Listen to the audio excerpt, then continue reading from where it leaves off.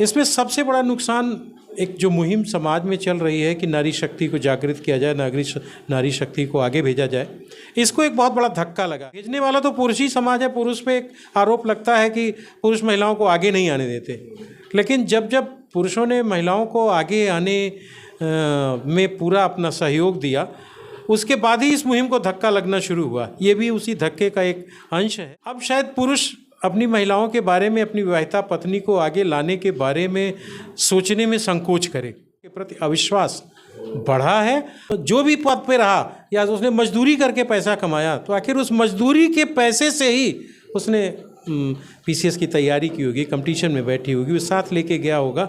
ये बलिदान कुछ नहीं। कोई आदमी मजदूर है और अपने बेटे को पीसीएस बना दे, आईएएस बना दे, आईपीएस बना दे, तो उसी तरह बीवी भी है। ये बहुत गलत कहना है कि वो किसी के साथ अपना जीवन बिताए। ये तो एक सनातन धर्म के खिलाफ है। और आलोक मौर्य का मामला इस समय बहुत ट्रेंडिंग में चल रहा है। लोग ये जानना चाहते हैं कि इस घटनाक्रम के बाद समाज पे क्या असर पड़ेगा। इस जो डाइवोर्स फाइल किया गया है, ज्योति मौर्य ने किया है, उसका क्या रिजल्ट होने वाला है। इन सब सारी चीज़ों पे चर्चा करने के लिए हम वरिष्ठ अधिवक्ता श्री संजीव दुबे जी के पास अयोध्या में हूँ। सर, सबसे पहले ढेर सारी शुभकामना। अयोध्या दर्पण में स्वागत है आपका। बहुत बहुत शुक्रिया, आपने मुझे मौका दिया। इस पूरे घटनाक्रम को आप किस रूप में लेते हैं? देखिए, इसके दो पहलू हैं। एक तो कानूनी प्रक्रिया में कोई वाद अगर विचाराधीन है, डाइवोर्स पिटीशन फाइल है या सेक्शन 9 फाइल है या जो भी है, वो तो अभी हम लोग के पास कुछ ऐसा है नहीं। लेकिन जो मीडिया से खबरें मिल रही हैं कि एक डाइवोर्स ज्योति मौर्य जी द्वारा फाइल किया गया है, वो तो गुण दोष के आधार पर वहाँ डिसाइड होगा। हाँ, कानून में ये ज़रूर है कि अपनी किसी विवाहिता पत्नी के रहते कोई व्यक्ति दूसरी शादी नहीं कर सकता। तो अब उनका जो पुरुष पक्ष है वो अभी कहाँ है? हालांकि डाइवोर्स पिटीशन में हो सकता है मौर्य जी ने सिर्फ अपने डाइवोर्स की बात कुछ कारणों पे की हो, वो देखा जाएगा, वो अदालत का मामला है। इसमें सबसे बड़ा नुकसान एक जो मुहिम समाज में चल रही है कि नारी शक्ति को जागृत किया जाए, नारी शक्ति को आगे भेजा जाए, इसको एक बहुत बड़ा धक्का लगा है। भेजने वाला तो पुरुष ही समाज है। पुरुष पे एक आरोप लगता है कि पुरुष महिलाओं को आगे नहीं आने देते, लेकिन जब जब पुरुषों ने महिलाओं को आगे आने में पूरा अपना सहयोग दिया, उसके बाद ही इस मुहिम को धक्का लगना शुरू हुआ। ये भी उसी धक्के का एक अंश है। अब शायद पुरुष अपनी महिलाओं के बारे में, अपनी विवाहिता पत्नी को आगे लाने के बारे में सोचने में संकोच करे, तो सब मिला के समाज में सिर्फ एक गलत असर गया महिलाओं के प्रति। हालांकि वो एक महिला है, उसका कोई कारण होगा, मैं नहीं जानता क्या है, लेकिन इस मुहिम को बहुत बड़ा धक्का लगा और समाज में महिलाओं के प्रति अविश्वास बढ़ा है। और इस अविश्वास को कम करने के लिए महिलाओं को अपने को विश्वास में लाने के लिए एक नहीं, उनको जागृत किया जाएगा तो कुछ अच्छा काम करेंगी। 2 बच्चे हैं उस महिला के, उसने फाइल कर रखा है डाइवोर्स पिटीशन, 2 बच्चे हैं, उसी पुरुष ने उसको आगे भेजा है। तो शायद ये पुरुषों के लिए भी एक नसीहत है कि अब वो थोड़ा सोचेगा कि मुझे क्या करना चाहिए अपनी पत्नी को, या महिलाओं को आगे आने के लिए क्या कहना चाहिए। बहुत बड़ा धक्का है और इसमें दोनों में अविश्वास की खाई बढ़ी है, महिला पुरुष दोनों में। ये बताइए कि इसमें जैसे आलोक ने उसको आगे बढ़ाया, उसके अंदर में टैलेंट था, अपनी काबिलियत थी, क्यों नहीं अगर इतने ही काबिल हैं तो डाइवोर्स लेके दूसरी शादी करके दूसरे को एसडीएम बना दिए?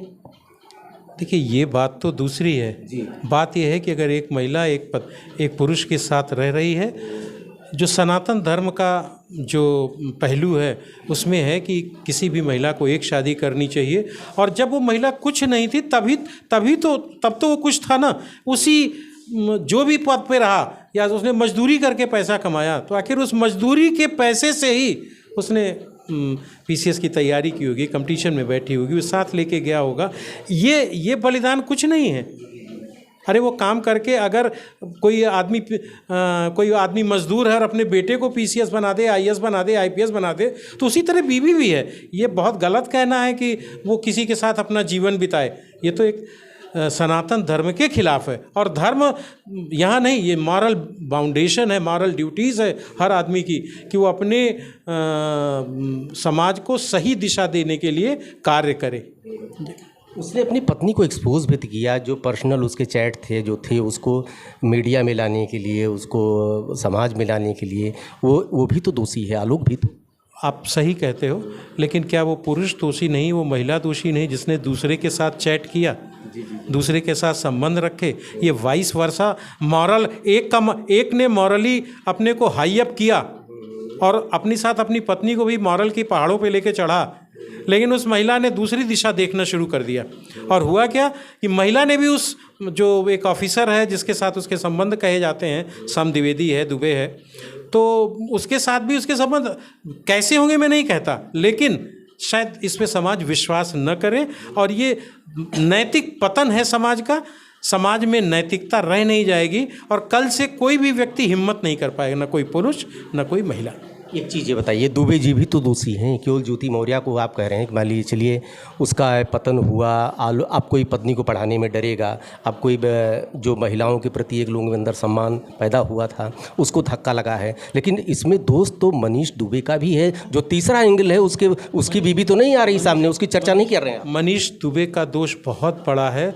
उस व्यक्ति को समाज का ध्यान रखना चाहिए, समाज में गलत संदेश न जाए। ऐसे महत्वपूर्ण पद पर बैठा व्यक्ति अगर समाज को भ्रमित करेगा, समाज को गलत दिशा देगा, तो उसमें चाहे ज्योति मौर्य हो, चाहे वो द्विवेदी जी हों, दोनों ही बराबर के भागीदार हैं। समाज को इन दोनों व्यक्तियों ने गलत दिशा दी है और ये तो आज का समाज है।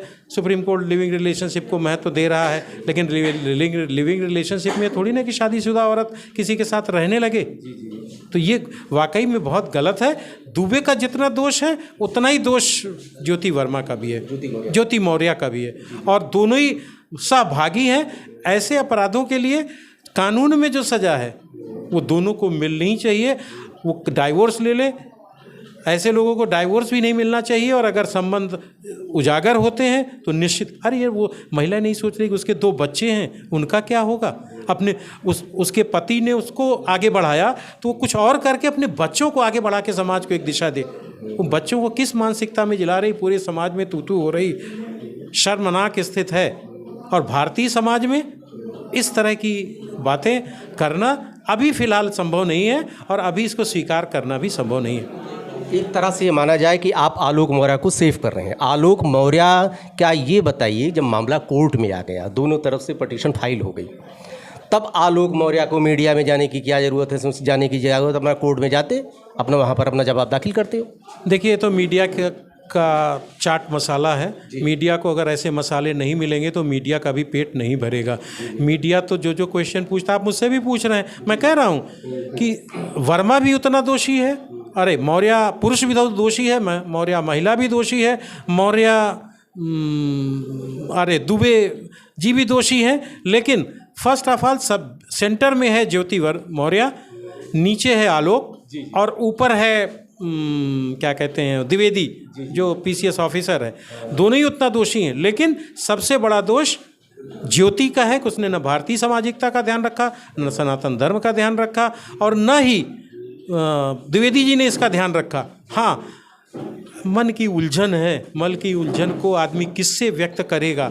मैं कहता कहता थक जाऊं, मैं परेशान हो जाऊं, अगर कोई नहीं सुनेगा तो मैं पागलों की तरह चिल्लाऊंगा।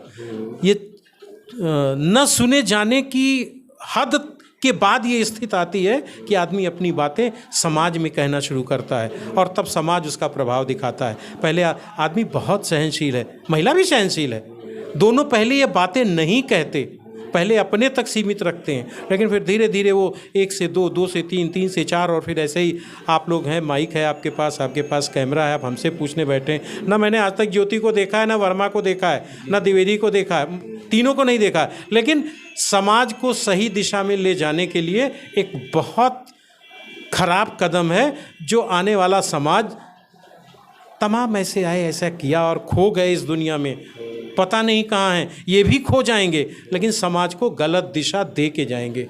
तो इस समाज को बचाने के लिए हम सबको अपने धर्म का पालन, अपने नीतियों का पालन, अपने कर्तव्यों का पालन, और हम कोई ऐसा यही सही गलत यही है कि जो समाज में कोई ऐसा काम न करें कि लोगों में गलत असर जाए, संदेश गलत जाए, इसका हमेशा ध्यान रखना चाहिए। ये बात ज्योति मौर्य जी को भी ध्यान रखना है, आलोक जी को भी ध्यान रखना है, और उनके जो तथाकथित पीसीएस महोदय उनको भी ध्यान रखना है, और सरकार को इसमें सख्त निर्णय लेना चाहिए।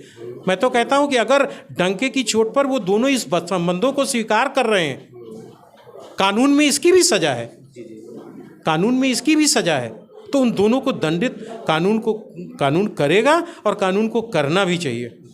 हाँ, धन्यवाद।